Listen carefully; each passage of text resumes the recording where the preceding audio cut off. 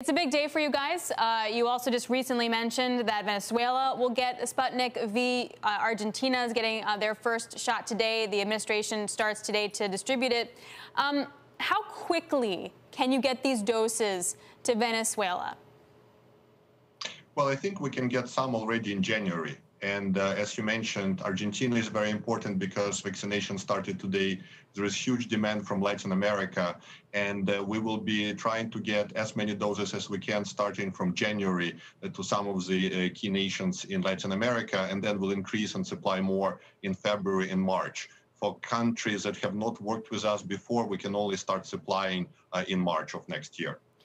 When does Argentina, for example, get the second shot? There's been a lot of questions in the market as to sort of where that shot was made, where it's coming from, and if you have enough to satisfy, say, Russian demand as well as these other countries.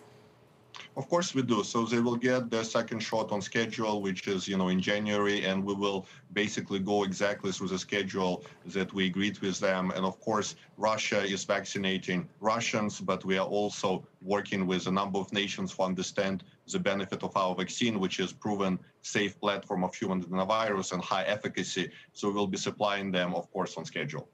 I thought so. Does that mean that the shots are being made somewhere else? Because I thought that officials said that the Sputnik V won't be sent abroad before Russians get their vaccines.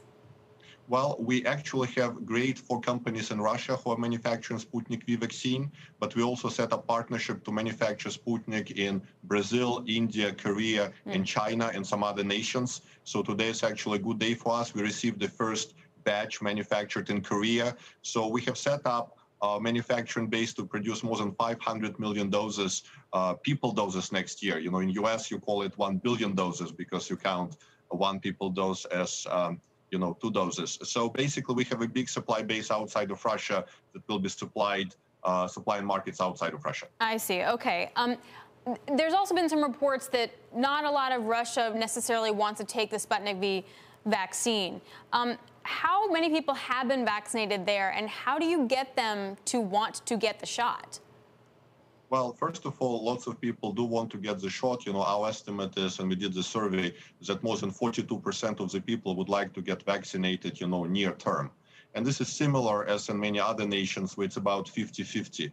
We believe that as people see empirical evidence that their neighbors have good immunity, the numbers will increase. But again, lots of people want to get vaccinated in Russia, and there is just very negative narratives that some of the Western media are trying to portray about Russian vaccination, Russian vaccine, that is just done for geopolitical reasons, frankly, is highly unethical. And the real narrative is we have a great vaccine, and we will be a major player in vaccines, and we'll be saving lots of lives in Russia and outside of Russia already this year. So if that's the case, then why won't you get published peer-reviewed data? Well, first of all, we did publish phase 1 and phase 2 in the Lancet magazine. We will publish phase 3 in a top peer-reviewed magazine, I think, in the next 2-3 weeks, and the data has already been submitted. And basically, we have full transparency. It's another part of fake narratives that some of the Western media are portraying. We will publish our protocol of studies. We have done studies on 31,000 people. We've done clinical studies in UAE, India, Venezuela, Belarus. So this is just part of the fake, false narratives that is propagated by people who want to contain Russia. And we actually want to be partners. And our AstraZeneca deal you mentioned as an example, where we showed that one of our components could be useful to AstraZeneca vaccine, and we offered it right away. So I think time will tell, and time will show that we have a vaccine that is very safe, very efficient. We don't need -70 degrees for our vaccine. It's +2, +8, and it will be a major solution for many countries in the world. I mean, there was a Levada poll that was published this week that said that only 38% of Russians want to get that vaccine. Do you think that that poll is totally made up then? Well, no, you said 38%. Our poll showed 42%. So those are close numbers.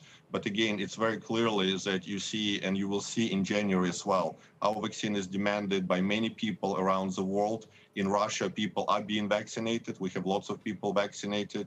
I myself also got vaccinated. So, you just said that we see, and you sort of sense a little bit in your questions, this sort of sad narrative trying to portray, for competitive reasons, Russian vaccine in a negative way. And what we should really do is a blind wine taste of the vaccines. And if you do blind wine tasting, you see that we have much safer track record. We have better price than many vaccines. We are +2, +8. And very importantly, we believe that our shot, because we use 2 different vectors for delivery, will last longer. So if you have blind wine tasting of vaccines, Sputnik wins. And this will be very clear to many nations. But once again, we want to cooperate with other vaccines. We'll announce a major vaccine partnership with a Chinese manufacturer in the next couple of weeks as well. So we are setting this trend of cooperating and cooperation between different vaccine producers.